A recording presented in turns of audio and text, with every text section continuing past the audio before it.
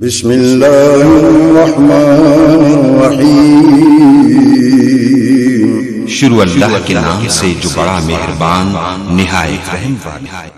ان الحمد للہ والصلاة والسلام على محمد خاتم النبیین وعلى آلہ وصحبہ اجمعین، اما بعد فاعوذ باللہ من الشیطان الرجیم، بسم اللہ الرحمن الرحیم۔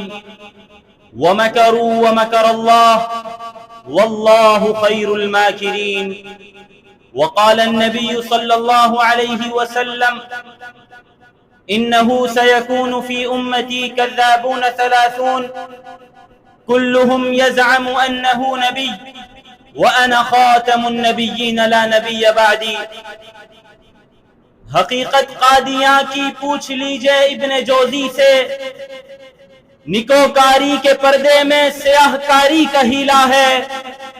یہ وہ تلبیس ہے ابلیس کو خود ناز ہے، جس پر مسلمانوں کو اس رندے نے اچھی طرح چھیلا ہے۔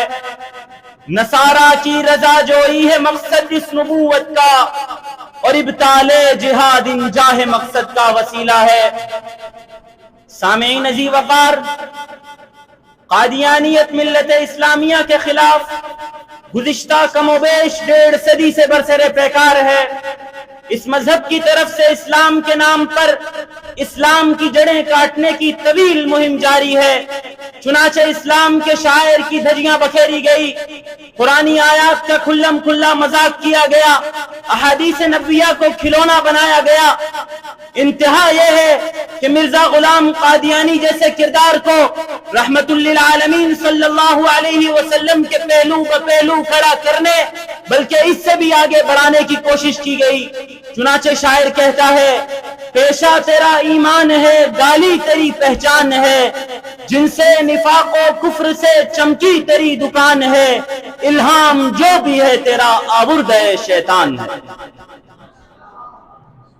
عزیزان من، ایک نظریاتی ملک کے پہلے وزیر خارجہ کا قادیانی ہونا اجداد کے بہتے لہو سے غداری کا منہ بولتا ثبوت ہے۔ چنانچہ کراچی کے احمدی اجتماع میں ظفر اللہ خان قادیانی نے یہ برملا کہا، ہم چین جائیں یا امریکہ ہر جگہ مرزائیت کی تبلیغ کریں گے۔ چنانچہ شیخ الاسلام علامہ شبیر احمد عثمانی نے اس وقت کے وزیر اعظم کو یہ خط لکھا کہ اگر آج ظفر اللہ خان کی صورت ان کلیدی مناصب پر ایسے لوگوں کو فائز کرنے کا تلخ گھونٹ گلے سے اتار لیا ہے تو آئندہ زہر کا پیالہ پینے کو تیار رہے۔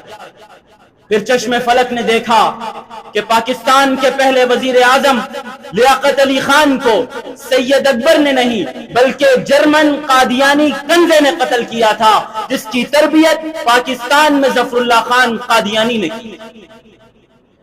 عزیزان گرامی قدر، انہی مظالم کی بنا پر تمام مسلمانوں اور بالخصوص مصور پاکستان علامہ اقبال مرحوم نے اپنے زمانے کی انگریز حکومت سے یہ مطالبہ کیا کہ مرزائی مذہب کے متبعین کو غیر مسلم اقلیت قرار دے کر انہیں مسلمانوں کی جسد ملی سے علیحدہ کر دیا جائے۔ لیکن افسوس کہ یہ رذیل فرقہ ایسی حکومت میں پیدا ہوا کہ جس حکومت نے مرزائیت کا پودا خود کاش کیا اور ہمیشہ اپنے مفادات کی خاطر ان کی پیٹھ تھپکنے کی پالیسی اختیار کی، جس کی بنا پر تمام مسلمانوں اور علامہ اقبال کی درد میں ڈوبی ہوئی فریادیں ہمیشہ حکومت کے ایوانوں سے ٹکرا کر رہے۔ سامعین عزیز وقار، یہی وجہ ہے کہ جب انگریز کے دور میں بھاولپور کا مقدمہ چلا تو علامہ انور شاہ کشمیری رحمت اللہ علیہ ذوف و پیری کی حالت میں عدالت میں تشریف لائے اور قادیانیوں کے خلاف دلائل کا انبار لگا کر ان کے منہ پر خاموشی کی مہر لگا دی۔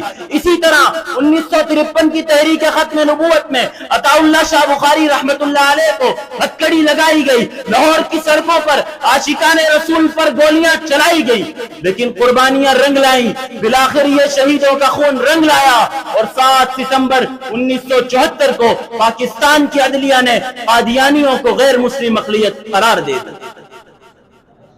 سامعین کرام، ان تمام تر کاوشوں کے باوجود آج بھی یہ قادیانی اپنے مذہب کی تبلیغ کر رہے ہیں۔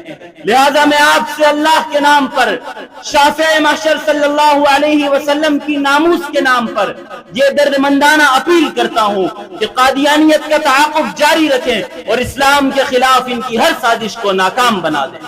تم اپنے جبر پہ نازاں ہو وقت سے پہلے ہمارے صبر کی افتاد ناگہاں سے بچو۔ بچا لیا تمہیں توپوں نے اور تفنگوں نے، مزہ تو جب ہے کہ مظلوم کی فغاں سے بچو۔ خدا نے تم کو بصیرت اگر عطا کی ہے تو قادیانیوں کے تیر بے کما سے بچو، تو قادیانیوں کے تیر بے کما سے بچو۔ وما علینا الا البلاغ۔